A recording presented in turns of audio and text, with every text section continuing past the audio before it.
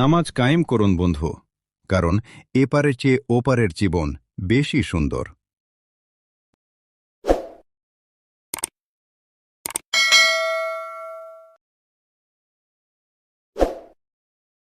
সমতায় শেষ হলো অ্যাটলেটিকো আর্সেনাল প্রথম লেগ। উত্তেজনাপূর্ণ এক লড়াইয়ে শেষ পর্যন্ত কেউই এগিয়ে থাকতে পারেনি।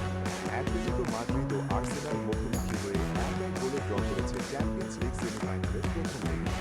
মাদ্রিদের মেট্রোপলিটানো স্টেডিয়ামে ম্যাচের শুরু থেকেই আক্রমণ পাল্টা আক্রমণে জমে ওঠে খেলা।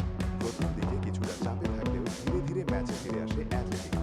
14তম মিনিটে হুলিয়ান আলভারেজের দূরপাল্লার শট দারুণ দক্ষতায় ঠেকিয়ে দেন আর্সেনালের গোলরক্ষক দাভিড রায়া।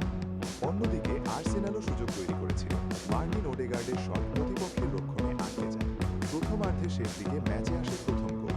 বক্সের ভেতরে ফাউলের শিকার হয়ে পেনাল্টি পায় আর্সেনাল। আর স্পট ফিক্সিংয়ে দলকে এগিয়ে দেন স্পেন স্ট্রাইকার ভিক্টর ইউকেরেশ। বিরতির পর আরও আক্রমণাত্মক হয়ে ওঠে অ্যাটলেটিকো।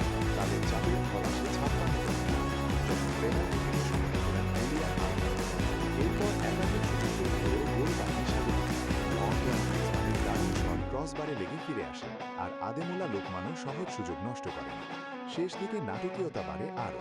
আর্সেনাল আরেকটি পেনাল্টি পেলেও ভিএআর দেখে সিদ্ধান্ত বদলান রেফারি, ফলে আর কোনো গোল হয়নি।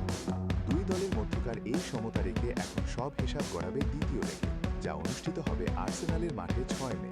সেখানে জয় পেলেই মিলবে ফাইনালের টিকিট।